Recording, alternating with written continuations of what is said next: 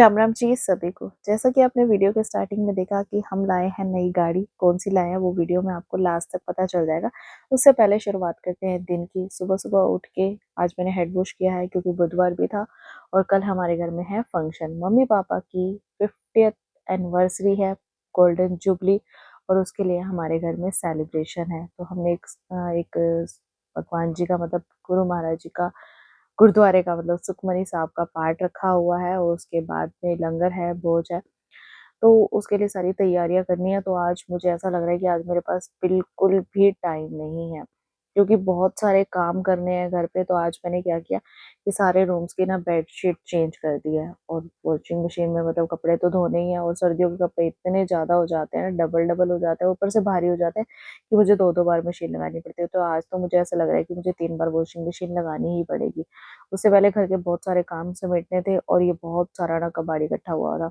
कबाड़ in the sense कि मेरे पास ना बहुत सारे पार्सल्स आते हैं और उसके जो बॉक्सेस होते हैं ना वो मैं एक साथ इकट्ठे करती रहती हूँ। और फिर वो सामने ना बहुत ही भद्दे लग रहे थे और कल गेस्ट भी आने हैं। तो मैंने सोचा कि चलो भैया को बुला के ये सारा कबाड़ वबाड़ समटा देते हैं।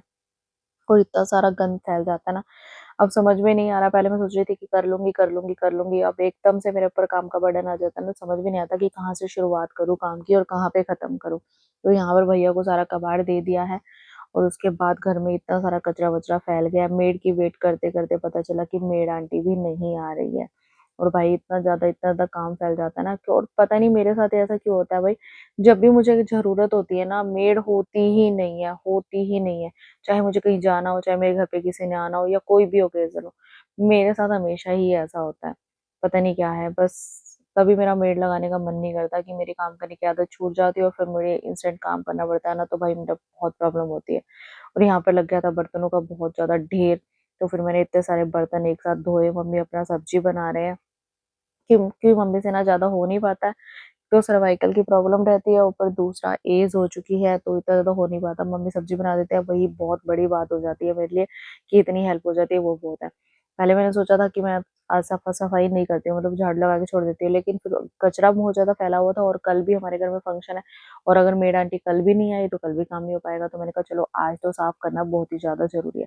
तो मैंने फटाफट से सारा काम किया, झाड़ू लगाई, पोछा वोछा करना है। और आप मानोगे इस टाइम पे क्या टाइम हो रहा है? 1:15 बजे का टाइम है और इस टाइम में मेरे घर की सफाई हो रही है। अगर मुझे पहले पता होता ना मेड आंटी नहीं आ रही है, तो शायद ये सारा काम जो मैं ना 10:30-11 बजे तक समेट लेती।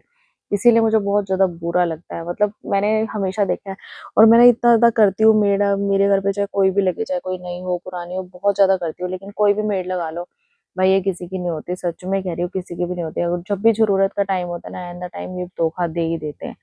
अभी ये कह सकते हैं कि उनको भी घर पे काम होगा। हाँ जी, उनको काम होगा, पर एटलीस्ट फ़ोन तो किया जाता है ना कि हम नहीं आ रहे हैं। हमें पता लगता है बाहर से कहीं से भी मेड नहीं आ रही है। सच्ची मेरे साथ ऐसा हुआ है। ऐसे नहीं है कि ये वाली मेड ऐसी है, भैया पहले भी मैंने 2-3 मेड लगा के देख ली, सभी की सभी ऐसे करती हैं।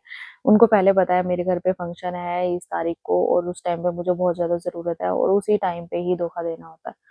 चलो भई क्या कर सकते हैं, दूसरों के भरोसे रहना है तो काम तो ऐसे ही होता है। तो फटाफट से काम कर लिया। यहाँ पर वॉशिंग मशीन में मैं 2 बार कपड़े धो चुकी हूँ और अभी तीसरी बार मैं मशीन में डाल के आई हूँ। पहले वाले कपड़े सूखते नहीं है, दूसरे वाले कपड़े और धुल जाते हैं और यहाँ पर मेरे पास सुखाने की जगह भी थोड़ी कम पड़ जाती है, इतने सारे कपड़े हो रखे थे। हाँ, कपड़े मतलब समेटे बहुत जल्दी जाते हैं क्योंकि भारी-भारी कपड़े होते हैं, आधे से ज़्यादा कपड़े तो बस लपेट-लपेट के रख दो, क्योंकि वूलन के कपड़े सारे प्रेस करने वाले नहीं होते, लेकिन फिर भी जितने होते हैं मुझे वो तो करने ही पड़ते हैं ना। और पता है आज मुझे ना किसी ने मैसेज कमेंट करके बोला हुआ है, क्या वेले में गा रही जनानी वाले काम तुसी दिखेंदे पए हो। अरे भाई हाउसवाइफ ब्लॉग में और क्या देखना चाहते हो आप? मैं अपने हाउसवाइफ का ब्लॉग दिखाती हूँ तो मेरे घर के ही काम ही होंगे ना, तो कि मैं कैसे मैनेज करती हूँ सारी चीज़ों को, वही चीज़ें तो दिखाऊँगी। फिर आप बार-बार वही बात बोलते हो। मैं पहले भी अपने ब्लॉग्स में बोल चुकी हूँ कि मैं एक हाउसवाइफ हूँ, हाउसवाइफ के साथ एक इन्फ्लुएंसर हूँ। बस मैं आप लोगों को ये दिखाती हूँ कि how to manage my work, मतलब मैं किस तरह से मैनेज करती हूँ, कितना मुश्किल होता है, कितना ईज़ी होता है, कितना मुझे मज़ा आता है अपना काम करने में। मैं बस वही सारी चीज़ें आप लोगों के साथ ऑनेस्टली शेयर कर देती हूँ। जिसको अच्छा लगता है डेफ़िनेटली वो पसंद करता है, देखता है। बहुत सी हाउसवाइफ मुझसे रिलेट करती हैं क्योंकि बहुत सारी हाउसवाइफ की भी यही रूटीन होती है। हाँ, ऐसे ही चलता है, बस मैं वही दिखाती हूँ। और यहाँ पर मेरी साफ-सफाई अभी मैं कर ही रही थी कि यहाँ पर आ गया हलवाई का सामान, क्योंकि कल है घर पे जब हलवाई बैठेंगे, तो भाई सामान तो पहले से मँगवाना पड़ता है और यहाँ पर आ चुकी हैं ये रिटर्न में बास्केट हमने तैयार किया है, और भी बहुत सारी आनी है, तो वो 1 बाय 1 ला रहे हैं। और यहाँ पर मैंने पोछा लगा दिया था भाई, पोछा लगाने के बाद मेरे पोछे पे अगर कोई चला जाता है ना, सच्ची में मेरा पारा बहुत ज़्यादा हाई हो जाता है, बहुत ज़्यादा। पर क्या कर सकते हैं भैया, अब काम करना है, अब वो तो आएँगे ही ना सामान रखने। तो यहाँ पर सारा सामान-वामान मैंने सेट करवा लिया, उसके बाद हो गया लंच टाइम।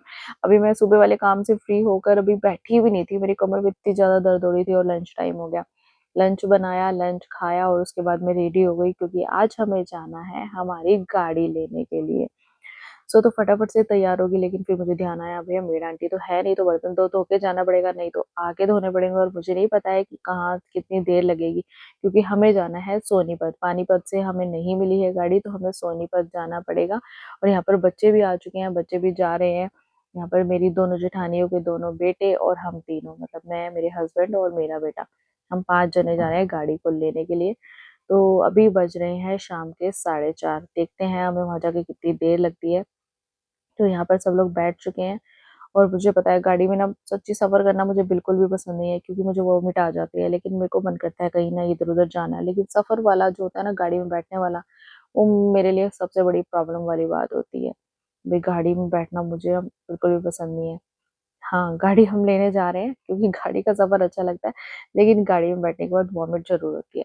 तो यहाँ पर हम तीनों बैठ गए हैं पीछे, आगे हस्बैंड ड्राइविंग कर रहे हैं। अभी जा रही है 1 गाड़ी और आएँगी 2 गाड़ी। तो जैसे ही हम घर से निकले हैं ना भई, रास्ते में हमने पहले ही पेट्रोल डलवाया। पेट्रोल डलवाने के बाद हमें पता चला कि हमारी ये वाली गाड़ी पंचर हो चुकी है। 1 घंटा लग गया हमें पंचर लगवाने में, तो ये समझ लो कि हमें यहाँ से ही लेट हो गया है। मतलब इस गाड़ी को पता लग गया कि नई गाड़ी लेने जा रहे हैं, तो अब मैं थोड़ा बहुत अपना भी जलवा दिखाऊँगी, नखरे तो दिखाऊँगी। सो फाइनली हम 1 घंटा लगाने के बाद, थोड़ा ट्रैवल करने के बाद पहुँच गए हैं सोनीपत के किया के शोरूम में। तो ये देख सकते हैं यहाँ पे सब लोग बहुत ही ज़्यादा खुश हैं। ख़ास तौर पे जो मेरी जेठानी के बेटे हैं वो खुश हैं, क्योंकि गाड़ी आ रही है इनकी। हम लोग आए हैं इनके साथ में, क्योंकि बड़े भैया के पास टाइम नहीं था, और तो हम लोग आ गए। अब यहाँ पर ये बच्चे इतने ज़्यादा खुश हैं ना, क्योंकि नई गाड़ी आ रही है, और उसकी खुशी तो बात ही अलग होती है। तो सबसे पहले हमने एंटर किया। एंटर करते ही फॉर्मेलिटीज़ पे फॉर्मेलिटीज़, मतलब आप मानोगे इतने सिग्नेचर जैसे कि हम एक गाड़ी ले रहे हैं या इनका पूरा शोरूम खरीद रहे हैं। इतनी ज़्यादा फॉर्मेलिटीज़ हो रही थी, बार-बार सिग्नेचर हो रहे थे। मतलब जो भी फीचर्स हैं गाड़ी के वो बताए जा रहे थे, किस तरह से है, क्या-क्या आपको चीज़ें मिलेंगी, क्या बेनिफिट्स हैं, क्या फॉर्मेलिटीज़ हैं, सारी कुछ। उसके बाद शोरूम वालों ने हमें ऑफ़र की कॉफ़ी, और सच्ची बताऊँ कॉफ़ी बहुत ज़्यादा टेस्टी थी। मतलब लिटरली मैं कॉफ़ी इतनी ज़्यादा पीती ही नहीं हूँ, लेकिन यहाँ पे मैंने कॉफ़ी पी ना, मुझे बहुत ज़्यादा टेस्टी लगी, मेरा मन कर रहा था एक और पी लूँ, लेकिन नहीं पी सकती थी, क्योंकि बार-बार नहीं पीती हूँ मैं इतना ज़्यादा। तो यहाँ पर फाइनली सारी फॉर्मेलिटीज़ कंप्लीट करने के बाद हमारे सामने आ चुकी है किया की सेल्टोस गाड़ी, जो कि लेटेस्ट मॉडल है, 2025 मॉडल है। और बच्चे बहुत ज़्यादा एक्साइटेड थे, बहुत ज़्यादा खुश थे। वैसे हम लोग सभी खुश हैं, बिकॉज़ घर में एक नई गाड़ी आई है। उससे पहले भी है हमारे पास 2 गाड़ी, लेकिन हमारी फैमिली इतनी ज़्यादा बड़ी है कि हमें 2 गाड़ियाँ भी कम पड़ती है, जब हमें कहीं जाना हो एक साथ में। और तो इसीलिए हमने एक गाड़ी और परचेज़ करने की सोची। तो यहाँ पर सारी फ़ॉर्मेलिटीज़ कंप्लीट हो चुकी हैं, और चाबी भी हमारे हाथ में आ चुकी है। और ये सारी फ़ॉर्मेलिटीज़ कंप्लीट करने में हमें 2 से ढाई घंटे लग गए हैं। हम 2 ढाई घंटे यहाँ पर वेट किया, उसके बाद केक कट हुआ और सब बहुत ज़्यादा खुश थे। तो यहाँ पर केक कट करने के बाद मैंने सबको केक खिलाया, और उसके बाद खुद भी खाया थोड़ा-सा। और पता है क्या होता है ना कि हर छोटी-छोटी चीज़ों की खुशियाँ हो जाती है, और गाड़ी और मकान, ये 2 चीज़ें ऐसी हैं जो बहुत बड़ी खुशी देने वाली चीज़ें होती हैं।